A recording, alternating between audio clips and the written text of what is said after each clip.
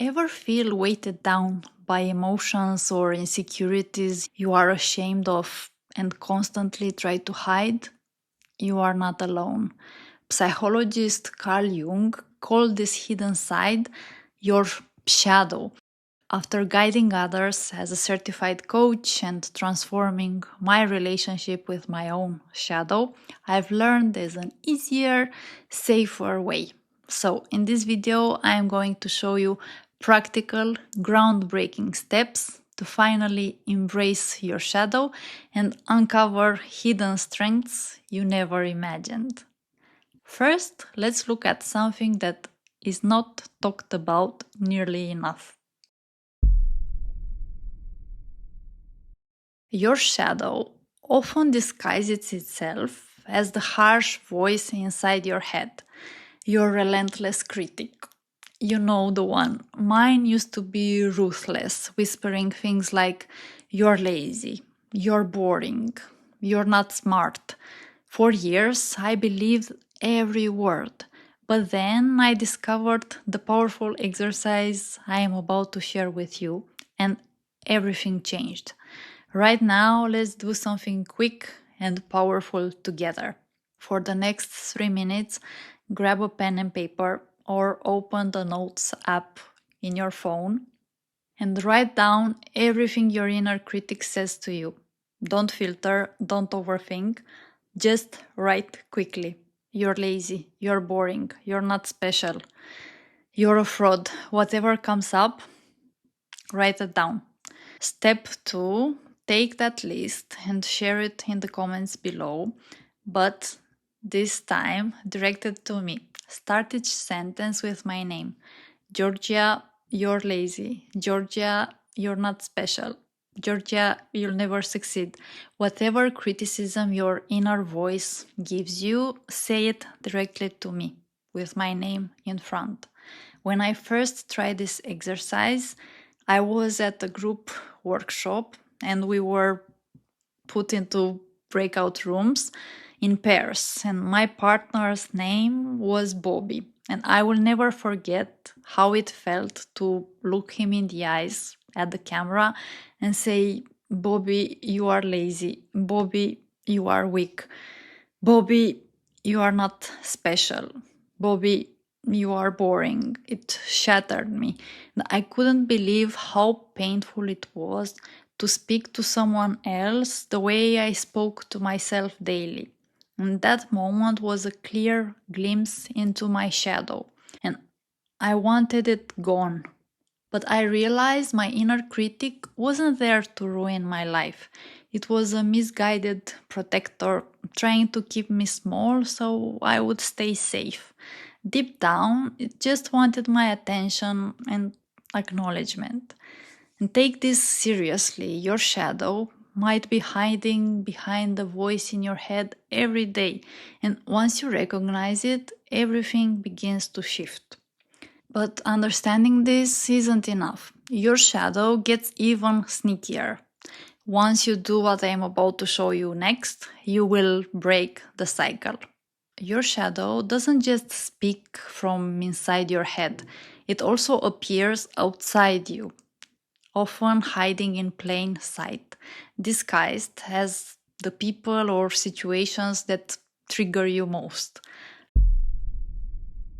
Let me share a quick story. Just the other day, I was chatting with my boyfriend about a friend of mine who is a stay at home wife.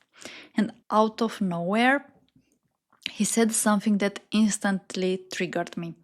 He said, "You two are kind of similar." And immediately I felt defensive. My mind started racing. How can you even compare us? I am a coach, a YouTuber. I build my own business. I work 14 hours each day. But beneath all that defensiveness was a deeper insecurity. Nobody even takes my YouTube seriously. And I felt a burning frustration rising inside me. But then something powerful happened. I paused, took a breath, went to my room, and suddenly it hit me. This was my shadow speaking. And why did being compared to a stay at home wife upset me so deeply. Because I had rejected that part of myself, the softer, more nurturing, relaxed side. My parents got divorced when I was little, and my mother raised us alone. So, along the way, I decided that resting and softening wasn't acceptable. And my shadow wasn't just hiding inside me, it was showing up externally through my judgment in others. And this is exactly how our shadow operates. It mirrors back the parts of ourselves we have rejected, whether it's anger, laziness, plainfulness, or softness. If we have rejected it within, we will reject it in others too. But how do you apply this to yourself? Here's a simple but powerful exercise. Think of someone who really annoys you or triggers you right now and ask yourself, what exactly about them gets under my skin? And could this quality be something I have rejected or labeled as bad inside myself? And is there a hidden part of me that secretly wants to express this quality in a healthier way? And take a moment to write this down and reflect. And even embracing a tiny fraction of your shadow can profoundly set you free. But here's where most people get stuck.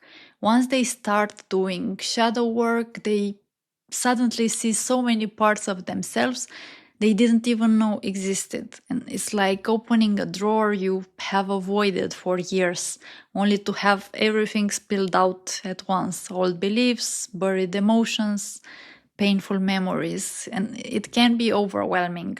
And the mistake most people make is they identify with it all. They think, this must be who I am. There's one shift that changes everything. The key skill that helps you see the shadow without getting lost in it. And that skill is mindfulness, not the trendy buzzword kind, but a grounded, embodied awareness that allows you to see what's happening inside you without becoming it. For example, when my inner critic shows up, maybe I feel triggered, ashamed, insecure, and I pause and say, ah, there it is again. And instead of fighting it or believing it, I remind myself I am the one witnessing this, not the one who has to act it out. And that moment of presence breaks the loop. It gives me space to choose. And let's say you feel jealousy towards someone's success. Most people spiral. What's wrong with me? But with mindfulness, you pause and you realize this feeling isn't me, it's just something moving through me. And just like that, you are no longer ruled by it, you are free. And now, here's how I made it personal and simple.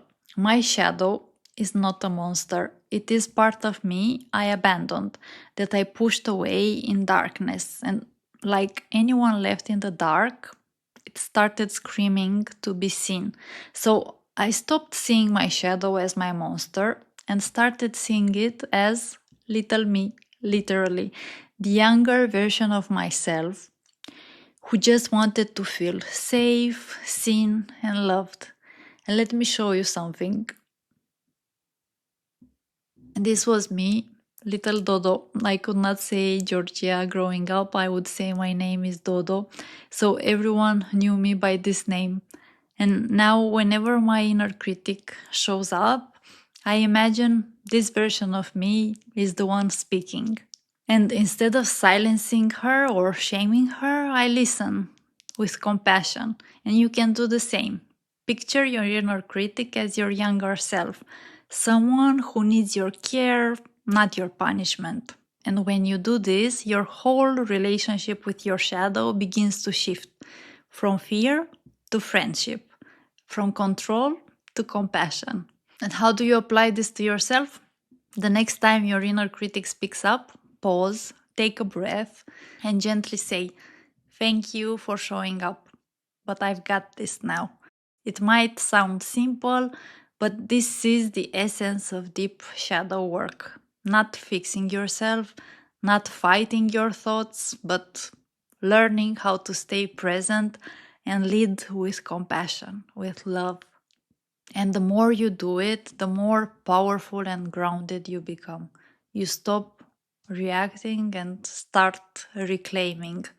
And at first, I treated shadow work like a checklist: confront insecurity, check; heal past trauma, check. And here's the simplest way to think about it: when you are tending a garden, you don't pull weeds once and never again. New weeds always sprout, just as new shadows arise when you evolve. And initially, this frustrated me. I wanted quick, permanent healing. But eventually, I saw the beauty in continuous shadow work. Each round makes you stronger, wiser, and more compassionate. So I realized shadow work isn't something you ever fully complete. And that's actually a good thing. Your shadow, your inner critic, your darker side, it's part of you. And imagine life without it. No friction, no challenges, no ups or downs. And honestly, it would be pretty boring, like watching a movie where nothing ever goes wrong and everyone agrees all the time. Would you ever finish that movie? Even after shadow work, something might still feel off because burnout isn't just about doing too much, it's about disconnecting from what matters most: you. So, watch this next video, The Truth About Burnout Nobody Dares to Say Out Loud, where I will show you how to break the cycle and finally come home to yourself.